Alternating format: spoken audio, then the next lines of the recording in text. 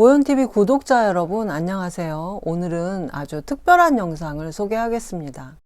백낙청 선생님께서 얼마 전 유튜브 백낙청TV를 시작하셨는데 제가 선생님께 질문하고 선생님께 답을 듣는 공부길의 질문자로 출연했습니다. 백낙청 선생님께서 우리 정치와 한반도 문제, 자본주의 기후위기 문제까지 시민이 직접 나서야 해결된다.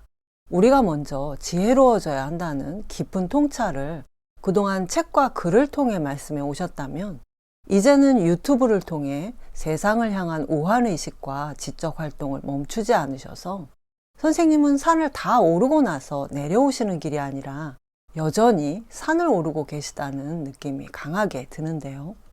그런 선생님을 직접 뵙고 말씀을 들을 기회를 주셔서 저는 너무나도 행복하고 즐거운 공부를 경험했습니다. 백낙청TV에 3번에 걸쳐 업로드 됐기 때문에 이미 보신 분도 계시겠지만 3편을 합한 몰아보기 영상을 보현TV 구독자분들께 소개합니다. 재미있게 봐주시고 함께 걷는 유쾌한 공부길 백낙청TV 구독, 좋아요, 알림까지 꼭 눌러주세요. 백낙청TV에 오신 시청자 여러분 반갑습니다. 그리고 고맙습니다. 오늘 저하고 공부길을 함께 걸으실 분은 만화가이자 보현TV 유튜버로 활동하시는 이보현 작가입니다. 유튜브계 저의 선배이시기도 하고요. 잠깐 자기소개를 해주시는데 제가 알기로는 보현님은 본명도 보현이고 호도 보현인 걸로 아는데 그것도 조금 설명을 해주시고요. 네. 네, 안녕하세요. 만화가 보현입니다. 저는 그동안 도올 김용옥 선생님의 논어 한글 역주를 비롯해서 맹자와 중용 대학까지 총 10권을 만화로 옮겼는데요. 처음 만화 작업을 시작할 때 도올 김용옥 선생님께서 보현이라는 이름은 좋은데 뜻이 좀 어렵다고 하셔서 널리 세상에 지혜를 알리라는 의미로 보현보살의 보현을 이름으로 주셔서 필명으로 쓰고 있습니다. 제가 작년 봄에 제 유튜브 보현TV에서 백낙청 선생님의 서양의 개벽사상가 D.H. 로런스를 소개를 했는데요. 그 이후로 계속 쭉 백낙청 선생님 사상을 이렇게 따라가면서 공부를 하고 있고요. 그리고 제가 오늘 이 자리에 이렇게 앉게 됐는데 만화가가 여기 앉아서 선생님께 질문을 해도 되나 좀 걱정은 되는데 앞으로 이 공부길에 다양한 분들이 많이 오시기를 바라는 마음에서 제가 질문을 오늘 드려보겠습니다. 제가 선생님의 책 근대 이중과제와 한반도식 나라 만들기 이 책에서 제가 공부한 범위는 4장과 5장 그리고 13장인데요. 이 3장이 쓰여진 시기는 다 다른데 공통점이 하나 있더라고요. 3장에 모두 김종철이라는 분이 등장을 하는데 특히 제 5장에 고 김종철과 나라는 부분에 두 분의 특별한 인연이 소개되고 있는데 왜 이렇게 선생님의 근대 이중과제론에 김종철이라는 분이 굉장히 중요한 인물로 등장하시는지 설명을 좀 부탁드립니다. 고 김종철 선생은 이중과제론에 그렇게 지지를 보낸 분은 아니지만은 우리나라 환경운동, 생명운동의 선구자죠.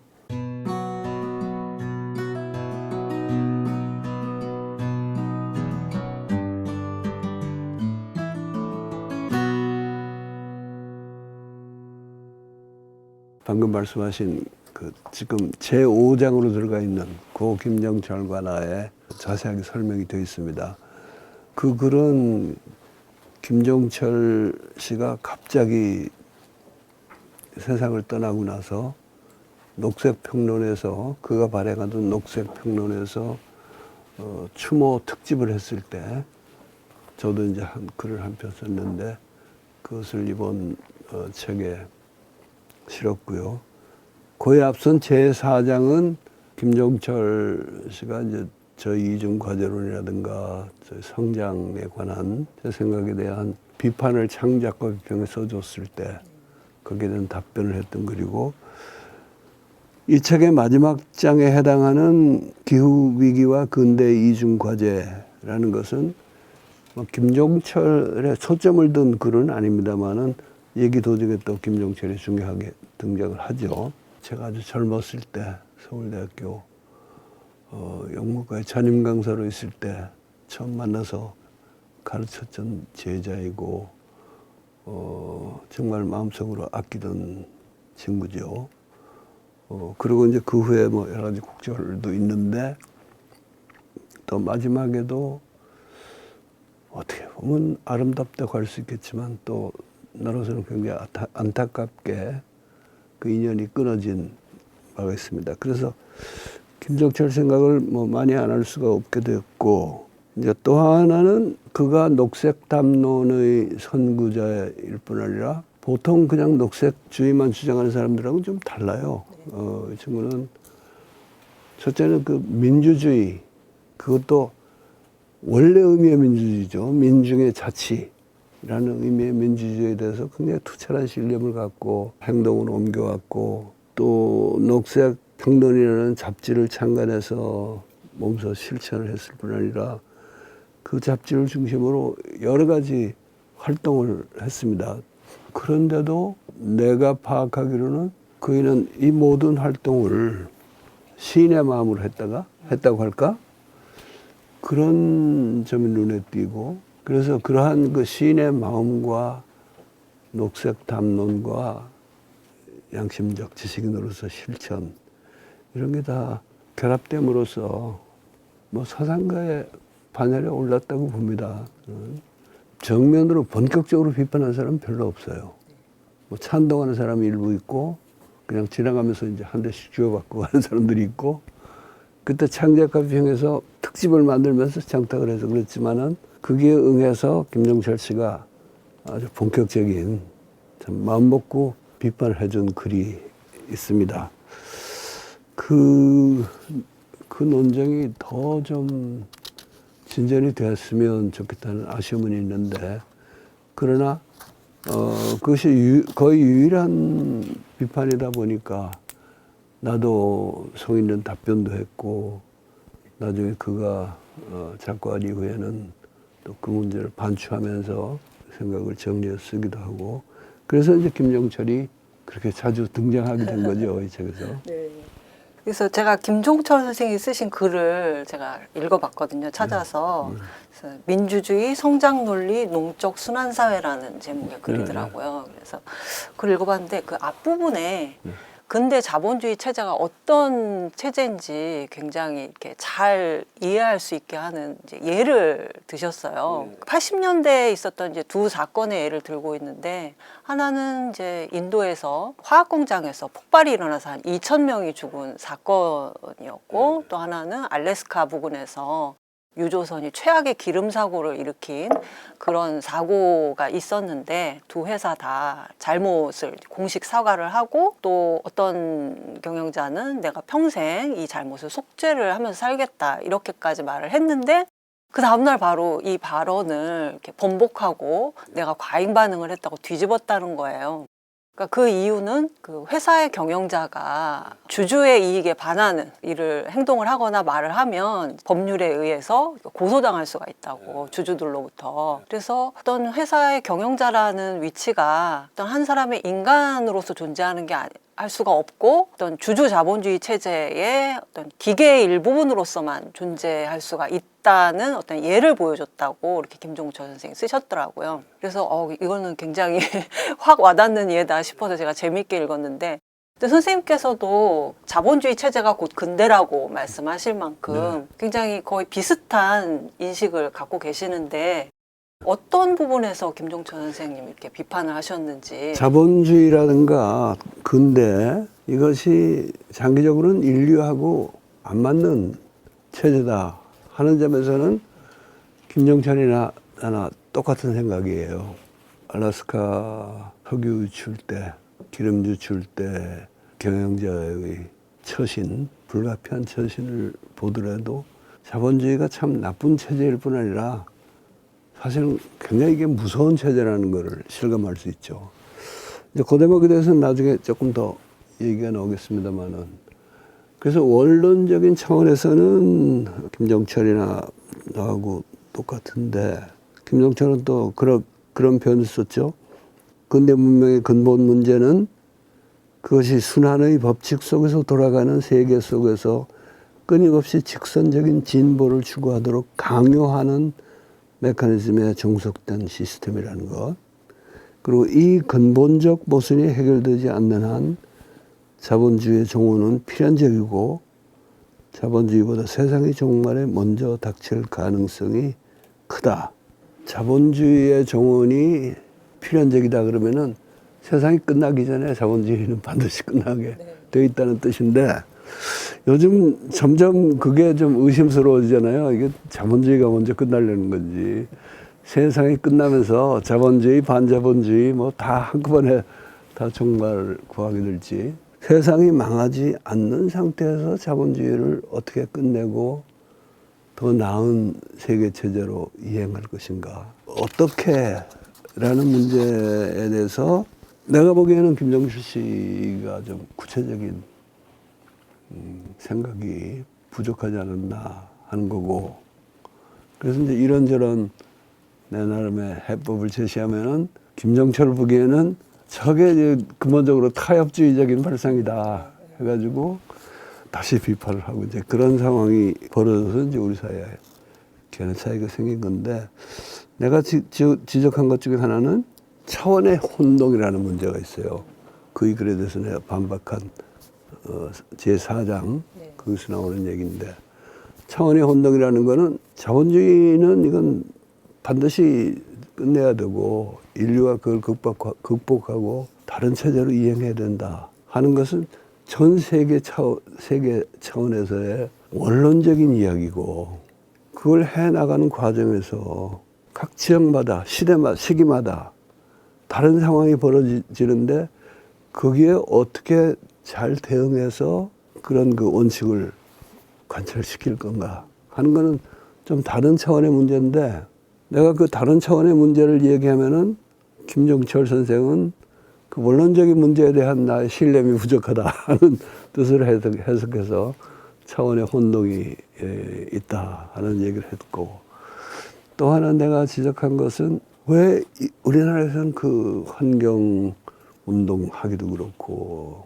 정부나 기업을 설득해가지고 변화를 이룰까 그렇게 힘든가 하는 문제를 고민하지 않을 수 없는데 이게 그냥 우리나라 사람들이 단순히 뭐 다른 나라 사람보다 더 성장 중독이 심하다든가 원래부터 성장 중독이 심한 민족이라든가 그게 사실은 이제 나중에 더 이야기하겠습니다만 우리는 그런 성장 중독이 없는 사회에서 오랫동안 그런 역사를 가지고 있어요. 그럼에도 불구하고 왜 이 지경이 됐는가? 그걸 설명하자 그러면은 역시 이 분단이라는 문제를 고민하지 않을 수 없고 이 분단이 체제화돼 가지고 우리의 사고와 행동을 속속들이 지배하고 있다는 이 문제를 대면해야 되는데 이제 내 식으로 표현해서 그게 분단 체제론인데 분단 체제론에 대한 인식이 좀 부족하지 않나 이런 점도 내가 지적을 했어요. 근데 그 문제도 제대로 논의는 못 해본 셈이죠. 김종철 선생뿐만이 아니라 그 녹색 담론이나 생태주의에서 그 하는 그 반자본주의 주장이 굉장히 요즘은 좀 쏙쏙 와닿는다고 할까요? 네. 막스주의 같은 경우에는 뭐 생산력과 생산 수단이 어떻고 해서 이론이 굉장히 복잡하잖아요. 근데 이거는 지구의 문제와 그 어떤 경제적 불평등 같은 삶의 문제를 악화시켜 온 게 주범이 자본주의의 경제 성장주의다. 이렇게 얘기를 하니까 굉장히 명확하고 그렇게 급진적이라는 생각은 안 드는데. 네, 그게 사실은 그게 김종철 씨의 업적에 속한다고 할 수 있어요.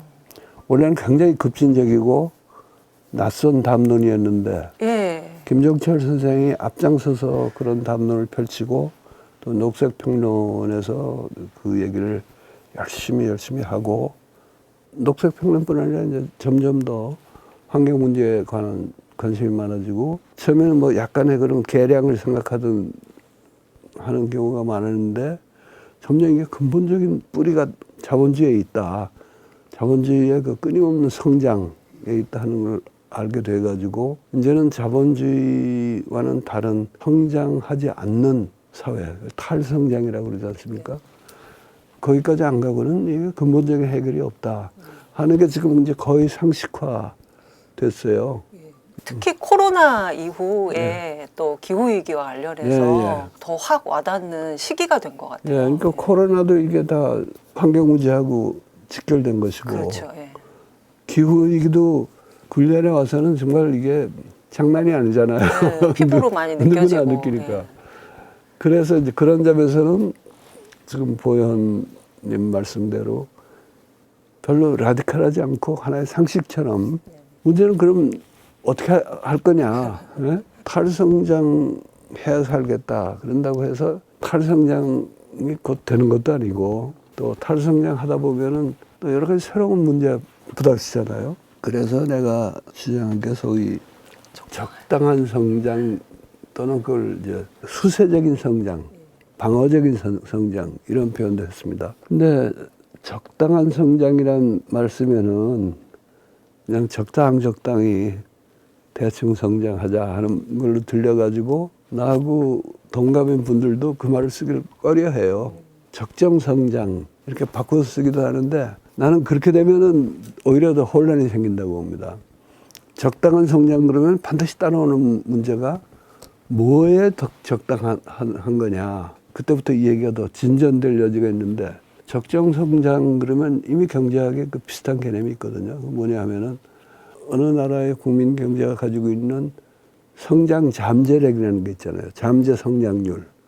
그 잠재 성장률에 비추어서 가장 지속 가능하고 무리가 없는 성장이 뭘까 할 때 그거를 적정 성장이라고 한단 말이죠. 그건 내가 생각하는 건 전혀 달라요. 나는 적당한 성장이라고 일단 문제를 던져놓고 그 다음부터 이제 무엇에 적당하단 말이냐 하는 논의가 벌어지기를 기대하는 전략인데 김종철 선생 같은 경우는 원론적인 차원에서 성장이라는 건 하면 하고 말만 하는 거지 적당한 성장이 어디 있냐 이렇게 나오고 그 말이 또 귀에 쏙 들어오는 사람들이 꽤 많은 것 같아요. 그래서 이제까지는 별로 내가 재미를 못 보고 살았는데 이제 부모님하고 이런 대화를 하는 걸 계기로 조금 더 대중과 바라기로는 생태 운동가들과의 교감의 폭이 넓어졌으면 합니다. 그러니까 선생님은 뭐 적당한 성장론도 말씀하셨지만 이렇게 근대에 적응하고 극복하는 이중과제를 말씀하셨는데 급진적인 주장을 하시는 분들은 아니 극복을 해야지 적응을 왜 하고 있냐 이렇게 그런 관점에서 좀 적당한 성장에도 성장이 들어가니까 그 부분을 조금 이렇게 안 좋게 보지 그렇죠. 않았나. 그런데 김종철 씨가 다른 사람하고 다른 거는 그이는 그 이중과제론 자체가 말이 안 된다는 주장을 안 했어요. 그 친구 얘기는 그건 참 근사하다. 근사한 개념이고 담론이지만은 그게 말이 그렇지. 그러기 시작하면은 그때부터는 자본주의에 순응하고 나쁘게 더 투항하는 건데 더 근사하게 포장하는 언어로 떨어질 수 있지 않냐. 이제 이런 문제를 제기했어요. 그러니까 처음부터 이중과제론이라는 건 있을 수 없다 하는 이야기는 아니지만은 이중과제론을 주장하는 내 입장에는 분명한 반대를 표시했더랬죠. 얼마 전에 책을 읽다가 선생님의 적당한 성장론을 이런 맥락에서 이해해야 되나 싶은 대목을 만났어요. 그래서 이명택 선생님의 동아시아 서사와 한국 소설사론이라는 책이었는데요.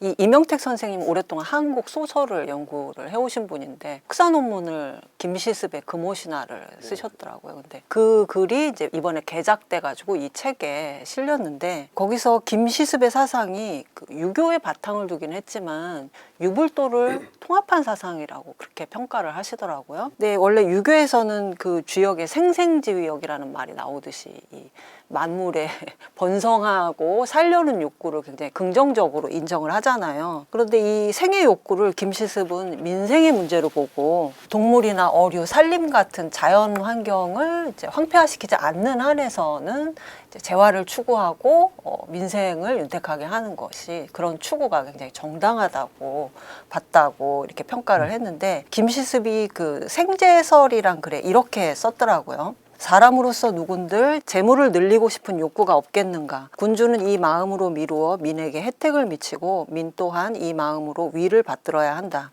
사람으로서 누군들 이를 추구하려는 욕구가 없겠는가. 이 마음으로 미루어 군주는 민에게 혜택을 미치고 민 또한 모름지기 이 마음으로 미루어 윗사람을 이롭게 해야 한다. 저는 이 글을 읽고 선생님의 글이 떠올랐어요. 선생님께서 그 김종철 선생이 주장한 공빈, 다 같이 절제하고 감내하자는 이 공빈의 주장이 왜 생명 일반의 욕구에는 맞지가 않는가, 그거를 이제 4장에 쓰신 부분이 있거든요. 그거를 다시 찾아서 제가 읽어봤더니 깨끗하고 품위 있는 가난이 인간의 어떤 깊은 욕구에 상응하듯이 장엄과 영화에 대한 인간의 욕망 또한 중요한 본능인 것이다. 생명의 욕구는 실로 다양한 것이며 이들을 포용하고 조화시키는 것이 참된 지혜이지 그중 어느 하나만을 절대시하는 것은 독단이며 자신의 이상을 남에게 강요하는 억압행위가 되기 십상이다. 이렇게 쓰셨는데요. 그래서 인간의 기본적인 욕구를 인정하는 데서 출발하자는 것이 선생님의 적당한 성장론의 출발이 아닌가, 배경이 되는 사상이 아닌가, 저는 그렇게 생각을 했고요. 특히 이명택 선생님이 김시습의 그 현실주의 사상이 최치원을 이어받은 거라고 하셨는데, 최치원이 그 난랑비서라는 글에서 쓴 글이 있잖아요. 우리나라에 현묘한 도가 있는데 풍류라고 한다. 근데 이 풍류는 유불도 3도를 포함한다, 이런 글을 썼잖아요. 그래서 우리나라의 현실적인 고유의 사상이 유불도를 통합하는 방식으로 형성되어 왔다면 백 선생님 사상이야말로 이 사상의 맥을 이으신 분이 아닌가 제가 그렇게 한번 생각을 해봤고요. 왜냐하면 선생님 사상의 개념도 유불도 3교에서 가져오신 게 많고, 그리고 제가 생각하기에 분단체제론만 해도 이게 어디서 외국의 이론을 따오신 게 아니잖아요. 우리 사회를 이렇게 현실적으로 냉철하게 봤을 때 분단이 체제화되어 있다는 거를 이렇게 꿰뚫어 보신 거잖아요. 그래서 오히려 외국 이론에 익숙한 사회과학자들은 오히려 이해를 못하는 그런 현상이 벌어지고 있고, 그래서 저는 선생님의 근대 이중과제나 뭐 적당한 성장론, 그리고 중도적 변혁주의까지 실용적이고 현실주의적인 우리나라의 고유의 사상의 맥락에서 봐야 되지 않나, 그런 생각을 해봤어요. 자본주의를 비판하고 대안적인 체제를 주장하는 사람은 많지만 그거를 정말 어떻게 현실에서 진지하게 수행할 것인가를 고민해 오신 분은 별로 많지 않으신 것 같아요.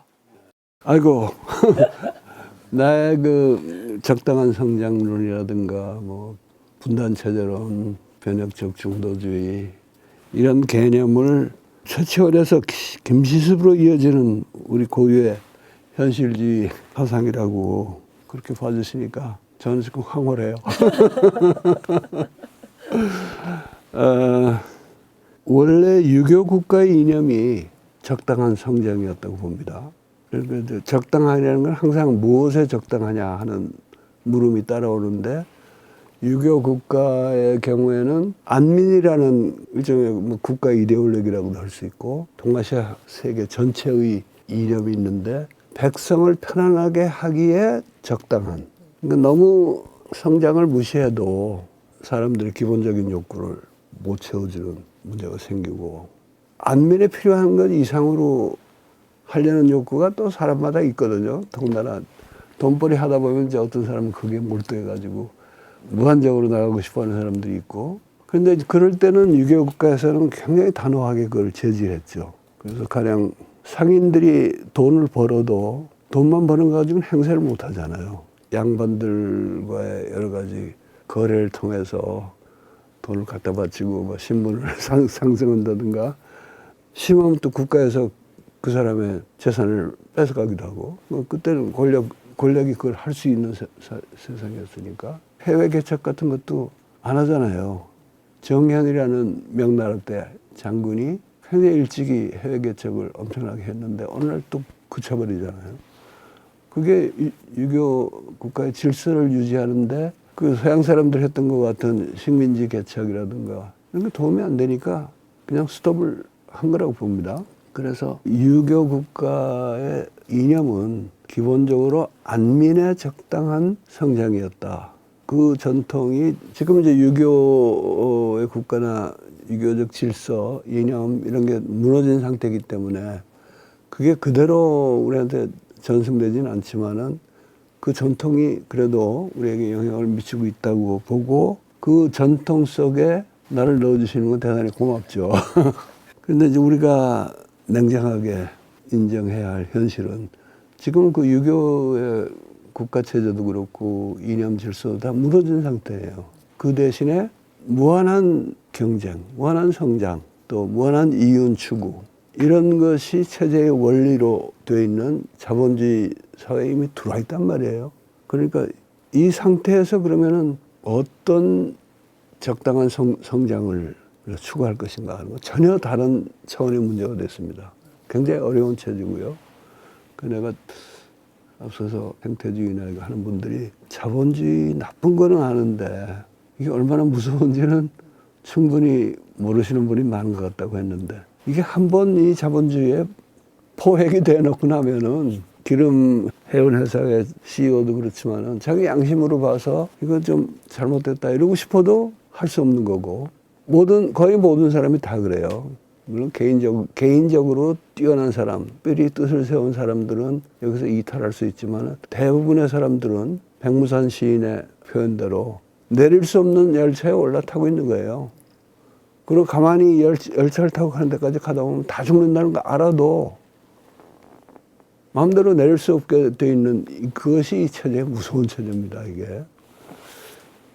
그러면 이런 체제에서 그럼 무엇이 이거와는 다른 체제를 만들기 위해서 해야 할 일이 무엇인가? 성장을 완전히 포기한다는 것은 그야말로 그 차에서 뛰어내리는 거랑 비슷한 얘기인데 그런 게 아니면은 그래도 적당한 성장이라는 걸 하는데 그 적당한의 기준은 장기적으로 이 체제를 우리가 극복하는 데 도움이 되는 적당한 성장이 뭔가 이걸 고민해야 되는 거죠. 그 말씀 도중에 이제 실용주의적이고 현실적이라는 얘기를 하셨는데 우리 유교 국가가 이제 성리학의 그런 이상을 추구한 국가이긴 하지만은 이 나라를 맡아서 경영한 분들은 세종대왕부터 그렇고 훌륭한 재상들이 많이 있지 않았어요. 그분들은 다 철저한 실용주의자였어요. 다만 자본주의하고 다른 거는 이상적인 성리학적 사회를 실현하겠다는 그 목표를 갖고 그 목표에 맞는 실용주의를 했던 사람들이거든요. 그래서 실용주의 그러면은 요즘은 사실 실용주의가 이명박 같은 사람이 이제 대표적인 실용주의자잖아요. 근데 결국 자기 사익 추구하고 돈을 망가뜨리고 그런 결과를 가져왔는데 그런 실용주의가 아니고 정말 인간이 꿈꾸는 새로운 세상을 이루어가는 실용주의. 이거 우리가 고민해야 할 문제라고 봅니다. 얘기 나온 김에 한 가지만 더 얘기할게요. 보통 실용주의의 반대로 이상주의를 얘기하는데요. 이상주의라는 것은 별로 좋지 않은 의미의 실용주의하고는 이게 표리관계에 있다고 봅니다. 꿈을 갖고 그 꿈의 실현을 위한 실용주의라는 표현을 나는 선호하는데 꿈하고 이상하고가 다르잖아요. 꿈이라는 거는 우리가 밤에 잠에서 꾸더라도 내가 꾸고 싶다고 해서 꾸는 게 아니고 꾸어져야지 그 꿈 아닙니까? 그러니까 생시의 꿈도 사실은 뭔가 내 속에서 우러나는 게 꿈이고 이상이라는 거는 내가 머릿속에서 이걸 목표로 삼고 나가야 된다 하고서 정해놓고 하는 것이기 때문에 앞서 그 인용하신 데 그래서 얘기했지만 자칫하면 억압적이 되고 나의 어떤 내가 두뇌적으로 설정한 목표를 남에게 강요하는 일이 될 수 있고 그래서 이상주의라는 말은 살아가면서 자연스럽게 우러나는 그 꿈하고를 구별해서 후자 꿈에 합당한 실용주의를 하는 훈련을 좀 많이 해야 될 것 같아요. 선생님께서는 생태주의에서 주장하는 탈성장을 좀 이상주의라고 보시는 건가요? 이상주의자들이 많아요, 사실은. 그리고 그분들은 동의를 안 하실지 모르고 이제 생태주의 하는 분들은 서구의 계몽주의 이후의 진보사관 이런 것에서 굉장히 비판적이잖아요. 네. 그런데 실제로 그분들의 행태라든가 또는 내가 그 함부로 남의 정신을 분석하려고 들 건 아니지만은 어떤 때 느낌으로 오는 거는 이분들은 사실은 굉장히 계몽주의적인 지식인들이다. 그래서 자기가 먼저 어떤 좋은 점을 깨닫잖아요. 그 깨달음을 대중에게 알리고 강조하고 안 따르는 대중들을 뭐 비판하고 질타하고 그러면은 일이 되리라고 생각하는데 그렇게 안 되거든요. 그리고 대중이라는 사람도 자기가 잘못하고 있더라도요. 너 잘못하니까 그거 고쳐 그러면은 반발하죠. 되게. 그런 점에서는 좀 이상주의적이고 근대주의적인 그런 면모가 있다고 보고.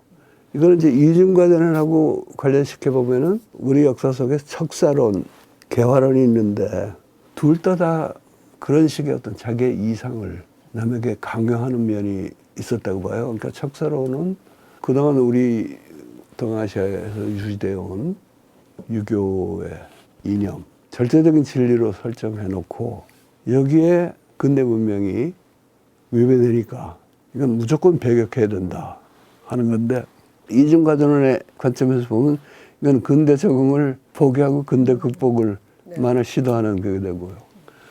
개화파도 여러 갈래니까 그걸 일괄해서 말하기는 그렇지만은 하여간 서양의 앞선 문명을 우리가 따라가서 우리도 문명 개화하자는 그런 어떤 공통점이 있는데 적응을 주장. 그렇죠. 적응이죠.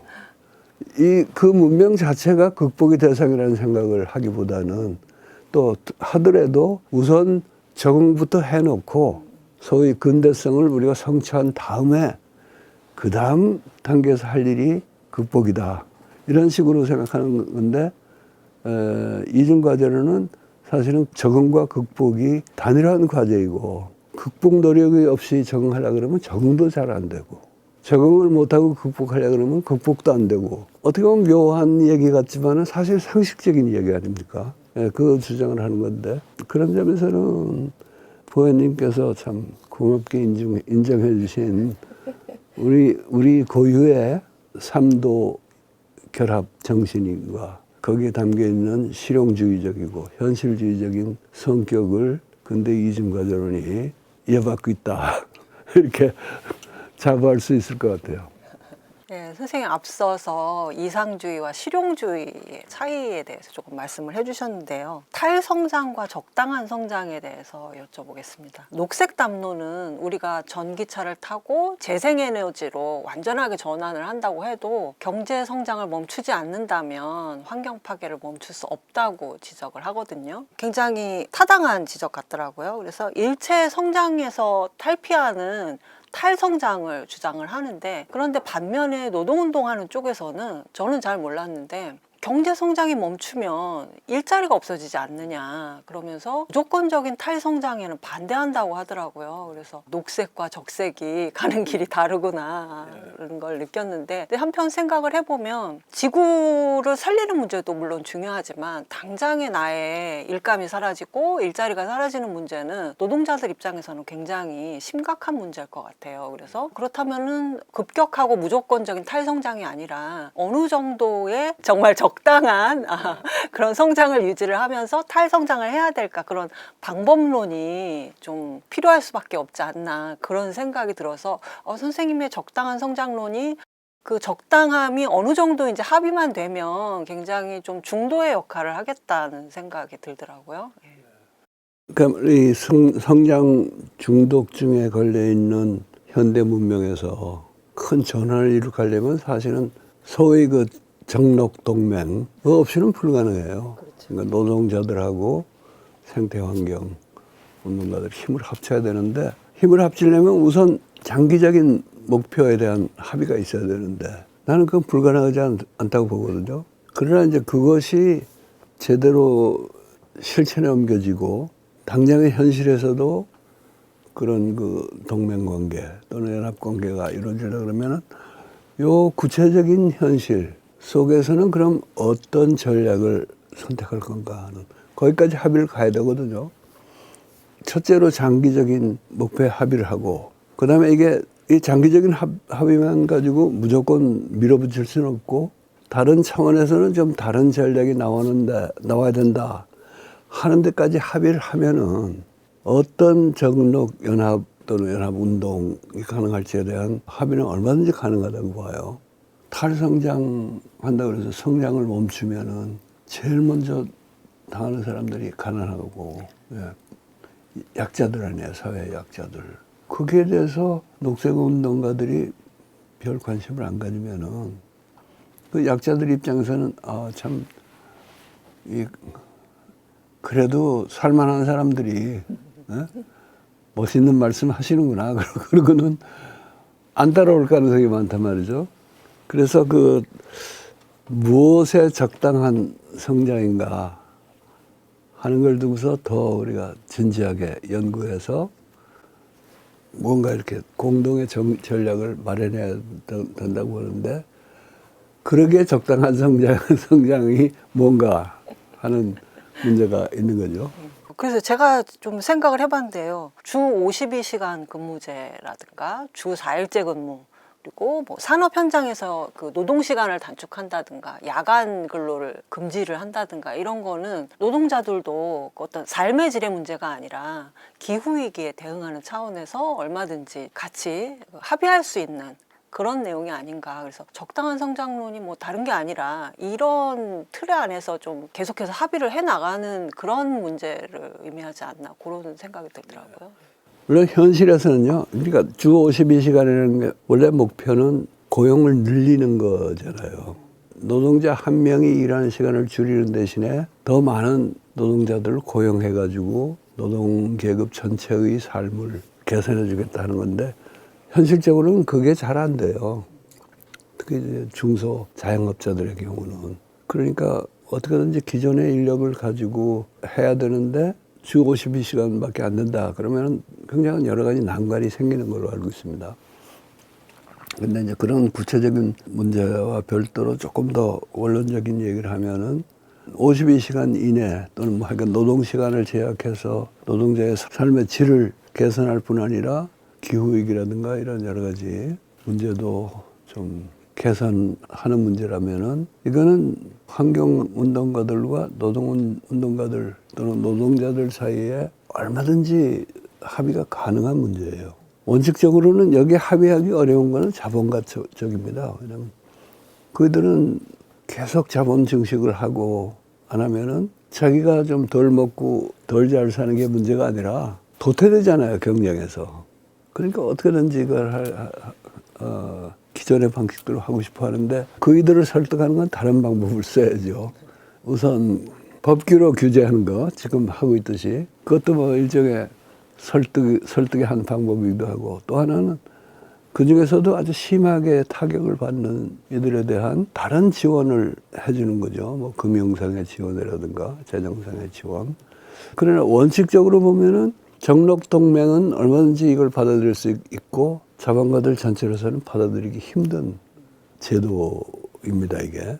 그런데 그런 그 정록동맹을 위한 여러 차원의 논의가 지금 차원별로 되어 있지가 않아요. 그러니까 노동운동은 그 높은 차원의 탈성장주의에 대해서는 자기 일이 아니라는 생각을 하고 있고 또 이거 조금 차원을 낮춰가지고 당장에 그 서민생활에 배려를 하는 적당한 성장을 하자는 것에 대해서는 또 완강한 강경한 탈성장주의자들은 그걸 거부하고 있기 때문에 아직 별 진전이 없는데 이것을 우리가 이제 더 사회 내 토론도 진전시켜야 되고 앞서도 말했듯이 이런 논의가 왜 우리 사회에서는 그렇게 힘든가 그 뿌리를 좀 그것도 찾아봐야 됩니다. 그 중에 이제 내가 지목하는 거는 분단 체제라서 더 힘들다 하는 걸 알면은 그럼 이제 분단 체제를 최소한 완화하고 궁극적으로는 해소하려는 움직임하고 노동운동이라든가 생태적 운동이 이게 다 같은 운동이라는 거를 알게 되고 같은 운동하는 사람들끼리 정말 허심탄회하게 논의해서 어떤 종류의 또 어떤 내용의 성장을 우선은 하자 하는 합의를 보면은 훨씬 힘을 받게 되겠죠. 선생님의 그 적당한 성장론도 궁극적으로는 탈성장을 목표하시는 그렇죠. 거죠? 탈성장의 과정에서 못 사는 사람들 또는 못 사는 나라들, 지역들을 배려하자는 차원에서 그들에게도 일정한 성장을 허용하자 하는 주장을 하는데 나는 발상이 좀 달라요. 결과적으로는 비슷한 얘기가 될지 모르지만은 나는 그게 후진국이나 소위 사회적 약자에 대한 배려의 문제가 아니고 탈성장이라는 이 거대한 과제를 실현하기 위해서 세력을 만들고 그걸 효율적으로 추진하는 전략으로서 지역과 시기에 따라서 내용이 각각 다른 적당한 성장을 하자는 거니까 근본적인 발상은 좀 다릅니다. 기후 불평등 문제가 있잖아요. 전 세계 온실가스의 80%를 부자 나라에서 발생을 시키고 기후위기에 대한 피해는 가난한 나라에 집중이 된다든가 또 우리나라 안에서도 에너지를 과도하게 쓰는 사람들은 대부분 부유층인데 뭐 폭우나 폭염 같은 그런 기후위기로 인한 그런 변화에 무방비로 노출되는 거는 이제 가난한 사람들인데 이런 기후 불평등 문제도 이 적당한 성장론 안에서 같이 얘기가 되는지. 그렇죠. 그러니까 기후 불평등이라는 문제는 자본주의가 야기하는 불평등의 일부죠. 일부인데 점점 심각하게 느껴지는 일부인데 이거는 그 체제 자체가 바뀌어야 하는데 체제를 말로만 바꾸자 그래서는 안 되고 다시 이전 과정을 얘기를 꺼내면은 우리가 이 체제 속에서 최소한 살아남고 이런 사회를 감당하면서 어떻게 이걸 극복해 나갈까 하는 구체적인 전략을 세우자는 거거든요. 그러니까 이게 지금 국제사회에서 얘기하는 후진국이나 가난한 사람들에 대한 배려하고는 좀 다릅니다. 지금 기후 문제로 세계 뭐 정상들이나 국제회의가 열리면은 항상 논의되는 게 그거 아니에요. 이제까지 탄소도 제일 많이 배출하고 제일 이득을 누린 나라들이 선진국들인데 이제 와서는 다 똑같이 부담하자. 이게 말이 되느냐? 우리는 좀 덜 부담할 테니까 당신들이 더 부담하셔. 아니 그것도 뭐 말이 안 되는 얘기는 아니에요. 그런데 이제 그런 식으로 하면은 탈성장을 목표로 하는 지역적, 시기적 전략으로서의 적당한 성장 개념이 사라져 버리죠. 근데 그 내가 말한 적당한 성장은 국가 전략이 되기는 어려워요. 어느 국가가 자본주의 세계 체제의 종말을 위해서 우리는 이런 적당한 성장 전략을 세운다. 누가 그러겠어요? 그러니까 이거는 기본적으로 민간의 전략이 돼야 되고 시민사회가 시민사회가 함께하는 시민사회가 넓은 의미의 시민사회죠. 노동운동, 생태운동, 한국 같으면 이제 분단체제 극복운동 그리고 기업가나 자본가들 중에서도 깨인 사람들 그런 사람들이 다 뭉치는 민간운동이 되는데 국가 단위에서 이 해결이 어렵다는 게 점점 밝혀지기 때문에 지금은 이거 국가가 못하는 걸 민간사회가 어떻게 하느냐 할지 모르지만은 합의만 되면 이렇게 추동을 할 수 있겠죠. 그러니까 합의를 먼저 시민사회 안에서 그 합의를 해가지고 이걸 추진하면은 결국 국가도 따라오게 돼 있어요. 왜냐하면 다른 대안이 없으니까. 오히려 민간운동을 한다는 분들이 그건 뭐 타협주의다, 투항주의다 이렇게 나오면은 진전이 안 되는 거예요. 그 김종철 선생이 그 농업을 강조를 하면서 이제 우리의 그 이상 사회를 농적인 순환 사회로 가야 한다 그런 말씀을 하셨는데 이 농적인 순환 사회라는 게 근대 이전에 가난하지만 공동체 협력이 살아있는 그런 따뜻한 공동체로 돌아가는 것을 이상적인 걸로 말씀을 하셨는데 여기서 다 같이 절제하고 그러면서도 서로 돕는 공빈과 공생 공락을 말씀하셨거든요. 근데 책을 보니까 선생님은 여기서 의견이 조금 같기도 하시고 좀 다른 부분도 있으신 것 같더라고요. 어떤 점이 다른 것 같아요? 어떤 점이 같고? 네. 앞서 뭐 인용하신 건 있죠. 네네네.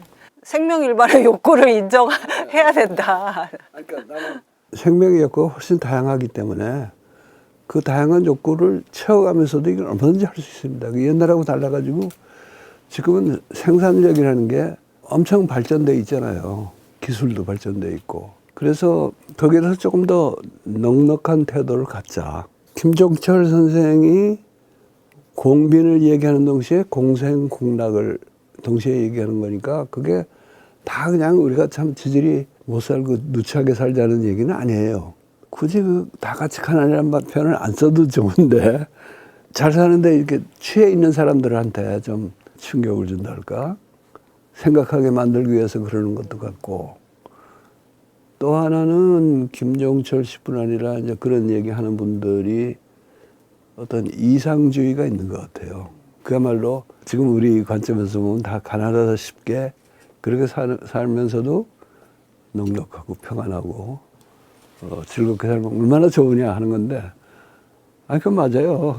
나도 그렇게 사는 거 좋다고 그러지만 꼭 그렇게 다 같이 가난이라고 못 박을 필요가 있냐 하는 게 이제 내 생각이고요. 우리의 지혜로움을 추구하는데 지혜라는 면에서 보더라도요. 전체적으로 성장이 없고 전반적으로 가난해서 그걸 아끼면서 같이 사는 것도 지혜지만은 더 많은 생산이 가능한데도 적당한 선에서 멈추고 그러다가 또 공동의 합의가 이루어져 가지고 이런 건 좀 근사한 일을 한번 해보자. 그걸 내가 불교적인 용어로 장엄이라는 표현 됐는데 인간의 욕구에는 그런 거 보고 싶은 것도 있거든요.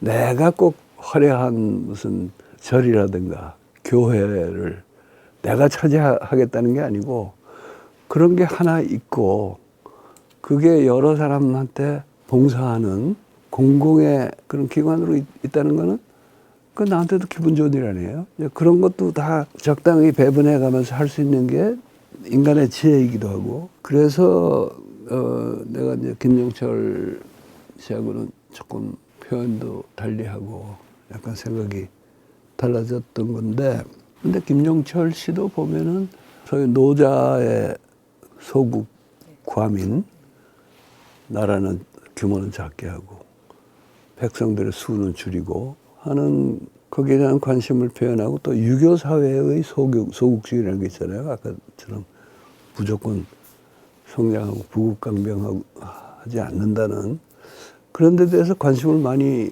표명했고 그가 이제 후년에 쓴 글을 보면은 동학에 대한 관심도 점점 커지고 20세기의 우리 지식인 중에서는 민세 안세홍이라든가 백범 김구 선생 이런 분들의 그 일종의 소국주의적인 우리 한국에 대한 백범 선생의 나의 소원이라는 거기 나오듯이 한국에 대한 자신의 바람을 표현한 것이 근대 세계의 부국강병론이나 성장일변도의 그거하고는 전혀 다른 개념이거든요. 그런 데 대한 관심을 점점 많이 표현하고 공부를 더 한 것 같아요. 그래서 내가 이제 아쉽게 생각하는 것 중에 하나는 그가 이제 그런 공부를 하고 있고 또 아까 나하고 특별한 인연을 얘기했는데 서양의 개벽사상가 로렌스라는 책을 쓰고 나서 나하고 가까운 제자나 뭐 동학들 이외에 영문학도한테 뭔가 추천서를 하나 받고 싶은데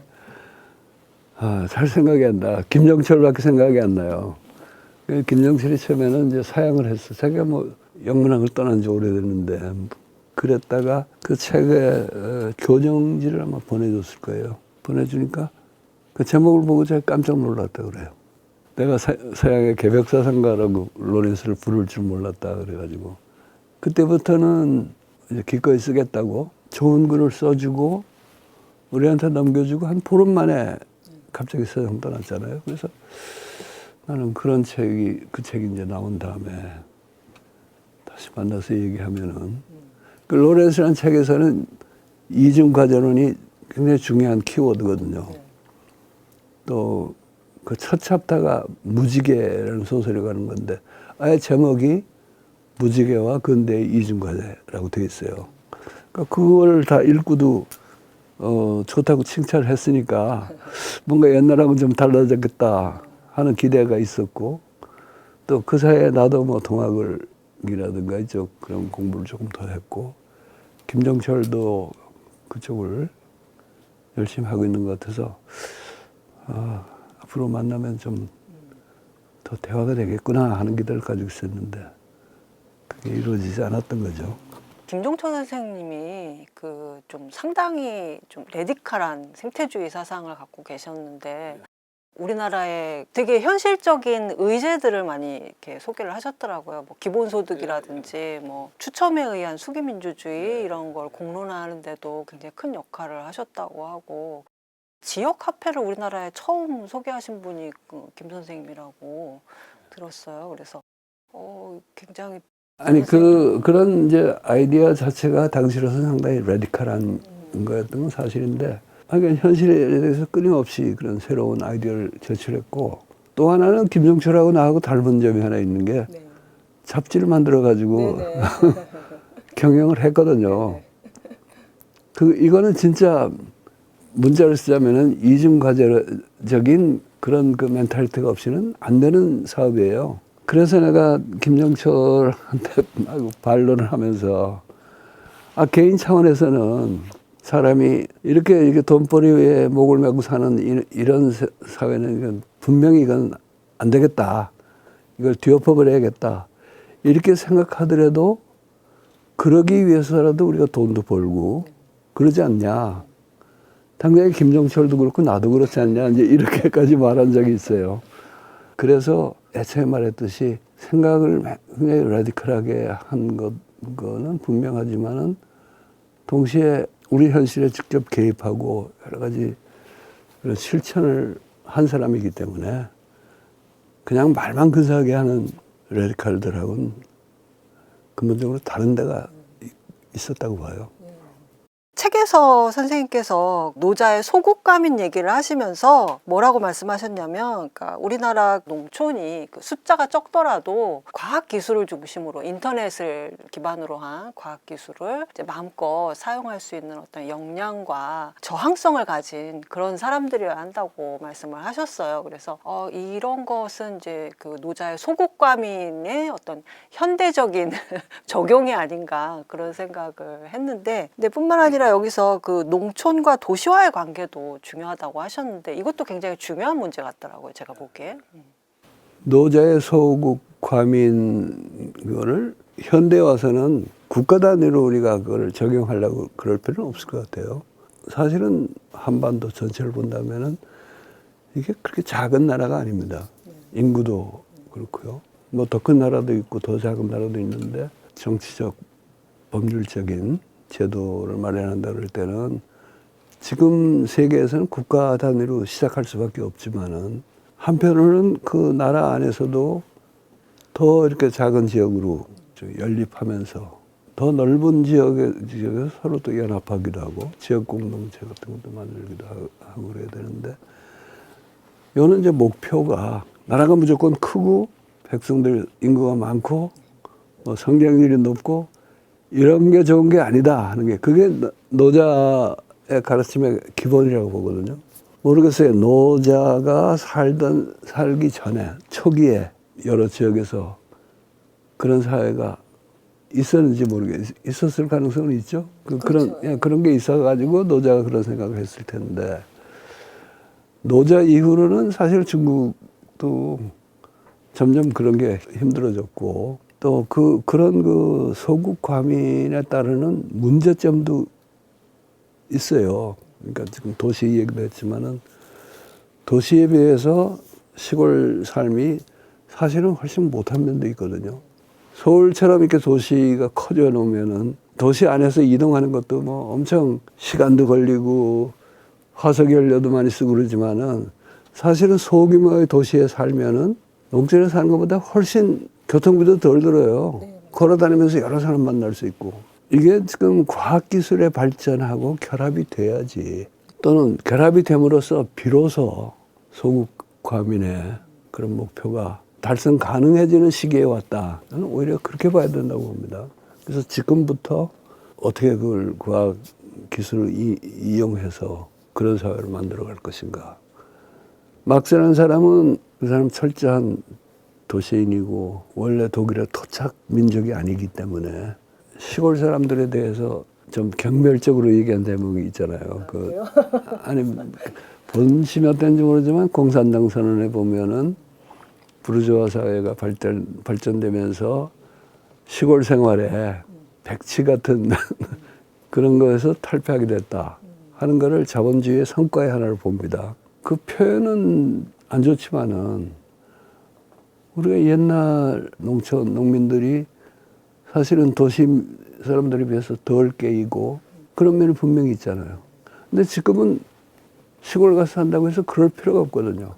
뭐 컴퓨터로 다 연결이 돼 있고 자기만 부지런히 생활하고 또 그걸 그야말로 서치를 하면은 도시에 앉은 사람보다 훨씬 더 중요한 정보를 얻을 수도 있고 자기 교양을 쌓을 수도 있고 그런 사회란 말이죠. 그래서 그런 식으로 한편으로는 연결되면서 다른 한편으로는 뭐 자기 도시가 커진다든가 나라가 커져가지고 남을 억누르고 사는 그런 것은 상관없이 소국 과민의 그런 노자적인 이념을 실현할 수 있는 시기에 오지 않았나 이렇게 봅니다. 농촌에서 소국가민이 실현되는 거는 이제 지방에 사는 사람들은 굉장히 좋아할 것 같아요. 우리의 희망이 저기 있구나 그렇게 생각할 것 같은데 한편으로는 도시의 인구가 이렇게 계속해서 줄어들고 있진 않잖아요. 더 많아지면 많아졌지. 그래서 이 농촌과 도시의 관계가 어때야 되는가. 그래서 또 도시에서의 어떤 시위 문화라든가 뭐 촛불 대항쟁도 어떻게 보면 굉장히 도시적인 항쟁이었고 도시에서만 가질 수 있는 어떤 권리 뭐 이런 것도 굉장히 중요하다는 생각이 들더라고요. 그래서 그 데이비드 하비라는 사람이 도시권이라는 얘기를 해요. 도시에 대한 권리, 우리의 권리. 그것도 우리 기본권의 하나다. 어떤 도시에서 어떻게 사느냐. 물론 지금에 비하면 도시 인구가 더 줄어드는 게 바람직하죠. 예, 바람직하지만은 전부가 다 도시는 없어지고 뭐 농촌 생활을 해야 된다는 거는 뭐 나도 김정철 씨가 그런 주장했을 것 같지는 않은데 그건 좀 무리한 주장이고 프랑스 혁명 때도 말로는 도시와 농촌의 우애에 대해서 얘기를 했어요. 프랑스 혁명에서 이제 우애가 중요한 목표인데 그 우애 중에 하나가 도시와 농촌의 우애인데 그 말로만 그랬지 실현은 안 됐죠. 그리고 프랑스 혁명은 오히려 도시가 비대해지는 자본주의 문명을 더 촉진하는 역할을 했지만은 지금이야말로 우리가 문명의 전환을 제대로 이룩한다 그러면은 도시는 도시대로 지금보다 한결 규모가 비대한 거는 줄이면서 또 컴팩트해지는 그러면서 농촌의 거에 이렇게 교류도 더 풍부하고 농촌에 감사할 줄도 알고 농촌에 사는 사람들은 농촌에서 자기 그 식의 삶을 살면서 도시가 이렇게 놓은 거를 또 충분히 활용하는 그런 지혜를 갖는 그런 삶이 돼야 될 것 같아요. 네. 지금 인류가 기후위기에 대응하기 위해서 개인적인 실천도 해야 되겠지만 어떤 욕망을 줄이고 속도를 줄이고 규모를 줄이는 개인적인 실천도 해야 되겠지만 지금의 자본주의 체제를 극복하지 않으면 좀 체제를 변혁하지 않으면 기후위기를 대응할 수 없다는 생각이 좀 어느 정도 어떻게 보면 되게 상식이 돼 있는데 선생님께서 이런 상식에서 한 걸음 더 들어가야 된다고 하시면서 13장의 맨 마지막 부분에서 개벽과 하이데거를 말씀을 하셨어요. 근데 하이데거는 현대인에게 과학과 기술이 도구가 아니라 종교가 됐다고 얘기를 하잖아요. 그래서 옛날에 이제 중세시대에 기독교 시대라고 우리가 중세시대를 말을 하듯이 과학과 기술을 너무 이렇게 맹목적으로 현대인들이 믿고 있다. 그래서 과학 문명의 시대라고 말을 한다. 이렇게 얘기를 하면서 과학과 기술이 그 정도로 종교화됐기 때문에 이 현대인이 과학기술에 대한 의존에서 벗어나려면 종교적 회심이 필요하다고 말을 했거든요. 그래서 저는 그 종교적 회심이라는 글자를 이렇게 보면서 이거 선생님이 말씀하신 정신개벽하고 연결이 돼서 선생님께서 개벽과 하이데거를 같이 말씀하신 게 아닌가 그런 생각을 했거든요.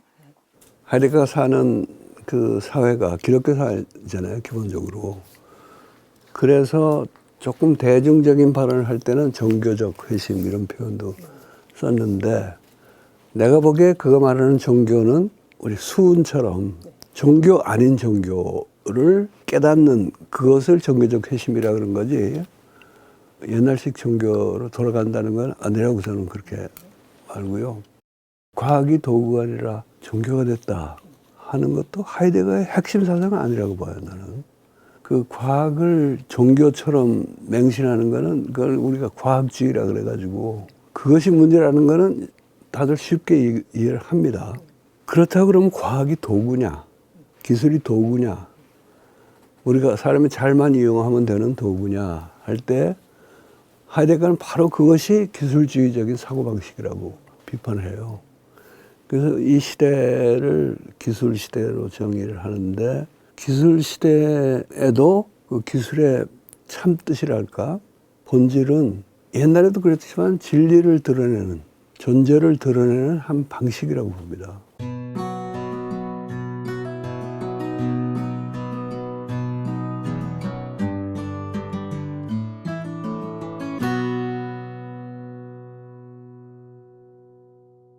다만 기술의 위력이 워낙 크고 업적이 워낙 크다 보니까 그것이 진리를 드러내는 하나의 방식이라는 걸 망각하고 진리를 사용하는 능력 자체가 퇴화해 버리는 거죠. 그게 진짜 위험이지. 그런 그 기술이 야기한 문제의 참뜻이랄까 그거에 대해서 사유하는 능력을 인간이 상실한 거예요. 이게 진짜 문제다. 그런 주장이에요. 지금 기술文明이 일으키고 있는 엄청난 파괴 행위, 또 기후 위기로 인해서 지구의 생명 자체를 위협하는 이런 것도 그럼 진리를 드러내는 하나의 방식이냐?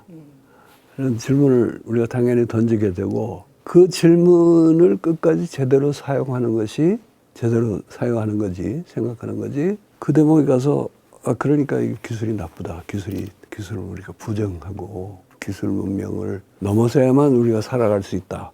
이렇게 말하는 것 자체가 사실은 생각을 제대로 안 하는 거라 그래요.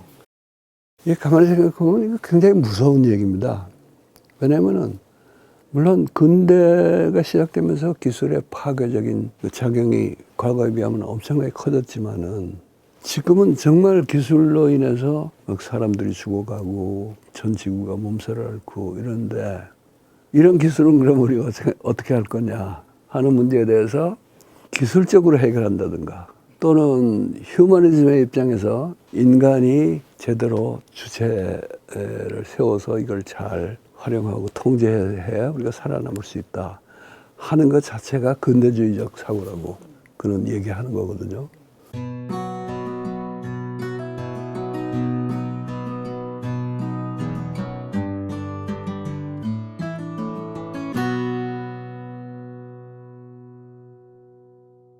그래서 이게 어떻게 생각할지 이게 굉장히 어려운 문제예요. 그래서 내가 보기에는 이 문제를 우리나라의 하이데거를 연구하는 전문가들도 그렇고 정면으로 이렇게 대결하는 분들이 별로 없다고 봅니다.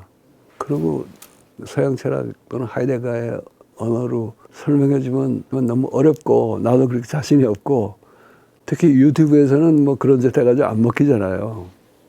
쉽게 말씀해 주세요. 네, 그래서 어떻게 쉽게 얘기할까 하다가 노자에서 도법 자연이란 말이 있지 않습니까? 도가 자연에 법하고 있다. 자연을 바탕으로 한다. 자연을 따른다. 근데 그 이야기도요. 그럴 때 이제 자연은 자연이라는 명사가 아니라 스스로 그러함. 그것도 따지고 보면 이게 무시무시한 얘기거든요. 세상에서 벌어지는 일이 그럼 다 스스로 그러함 아니겠어요?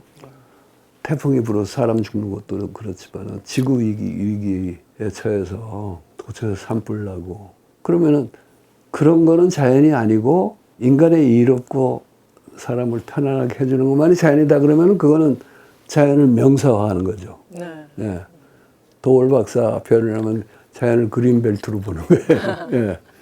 그러니까 그런 자연도 그럼 스스로 그러함이라고 우리가 인정할 것인가? 나는 그런 걸 포함하는 스스로 그러함에 바탕을 둔 도가 있고 이 도를 망각하게 해주는 것이 근대 기술 문명의 진짜 위협이다.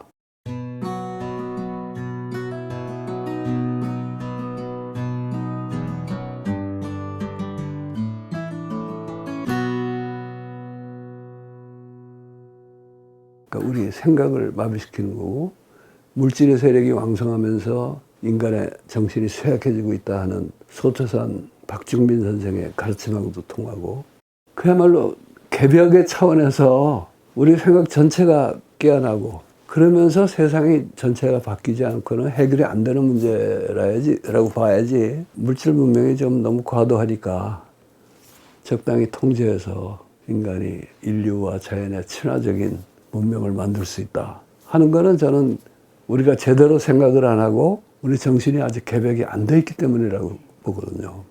그래서 하이데거나 노자나 또는 최수은이나 소태산이나 이런 분들의 가르침을 우리가 그런 차원에서 이해하고 깨달아야지 나도 바뀌고 세상도 바뀌는 것이고. 그래서 내가 이중과제론도 중요하고 변혁적 중도주의도 중요하고 다 중요하지만은 이게 개벽의 차원까지 가지 않으면 해결이 안 된다.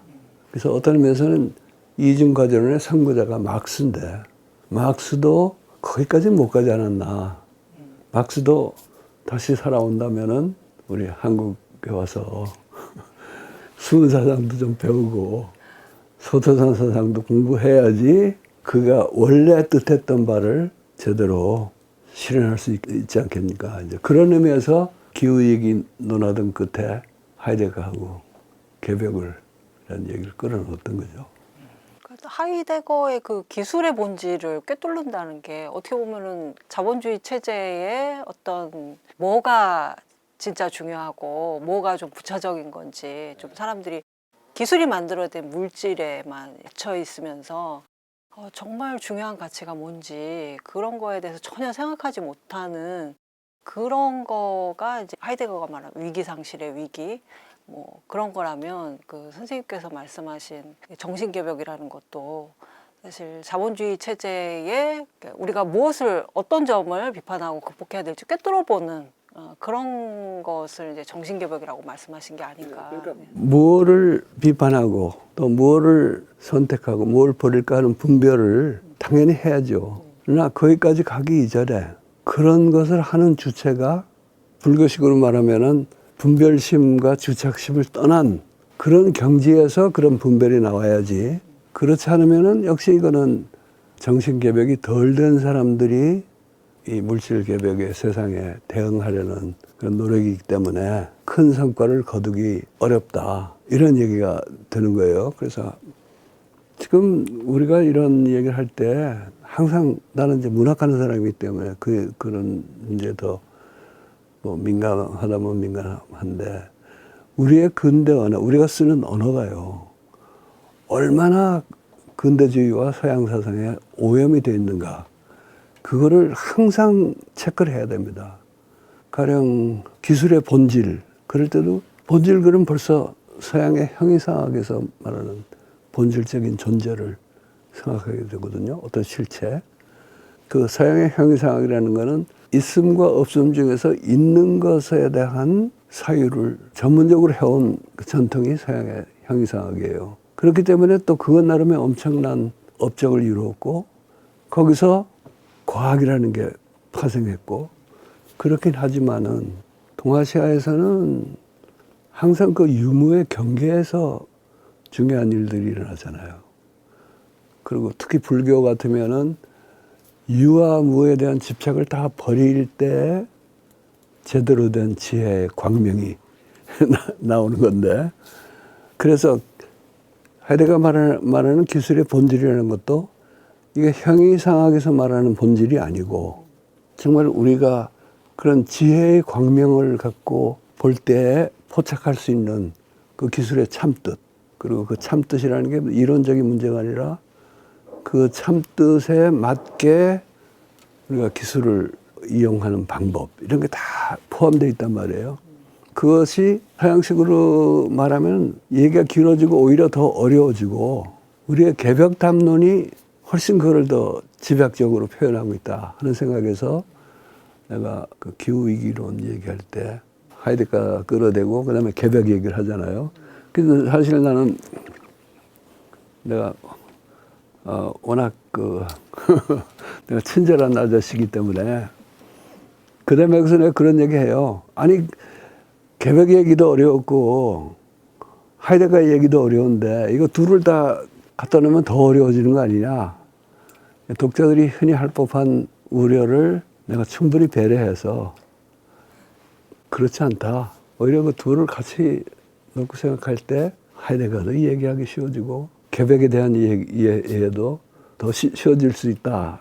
이렇게 이제 해명을 했는데 모르겠어요. 그게 그냥 자뻑인지 독자들이 동의해 줄지.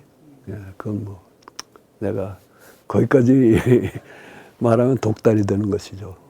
제가 이해를 하기로는 그 하이데거가 말한 기술의 본질을 아는 것이 기술을 도구로서 이용할 수 있다는 오만을 벗어난 상태에서 그러면서도 기술이 가려버린 어떤 진정한 의미의 진리를 우리가 볼 수 있어야 된다는 의미에서 좀 선생님이 말씀하신 정신개벽하고도 그 연관이 되는 것 같고, 그리고 실제로 우리가 그거를 생활에서 해 나가는 방법으로서는 이제 근대의 이중과제가 이제 선생님께서 말씀하신 것과 이렇게 연결이 되지 않나 그렇게 이해를 하겠습니다. 네, 감사합니다. 오늘 이 정도에서 마칠까요? 네네. 네. 마무리 하실 말씀 좀 하시고. 네. 네. 오늘 그 여러 가지 그 기후 위기와 관련해서 굉장히 이제 폭넓은 이야기 많이 배운 그런 시간이었는데요. 저는 선생님한테 여쭙고 싶은데 그 지금 6차례에 걸쳐서 근대 이중과제와 한반도식 나라 만들기 책의 공부기를 오늘로 이제 끝 마치시는 건데 소감이 어떠신지 한마디 듣고 싶습니다. 아마 책 한 권 가지고 이렇게 여러분들이 여러 해에 걸쳐서 이렇게 깊이 있게 검토했다는 게 어떤 분들은 너무 과하다고 느끼는 분도 계시고 어떤 분들은 그 정도를 하니까 조금 알겠다 하는 분도 계실 텐데 나로서는 그게 참 굉장한 행복이죠. 이런 기회를 만났다는 게. 그래서 대단히 감사하고 있고 오늘 또 보현 작가께서는 동아시아 고전에 대한 지식도 있고 뿐만 아니라 보현TV 하면서 현대 서적도 많이 다뤄보셨으니까 그런 관점에서 내 글을 읽어주셔서 아까 내가 썼던 표현을 다시 쓰면은 황홀지경에 빠져 있습니다. 대단히 감사합니다. 시청자 여러분, 이것으로 오늘 백낙청 TV 방송을 마치겠습니다. 시청해 주셔서 감사드리고요. 앞으로도 계속 찾아주시기를 부탁드립니다.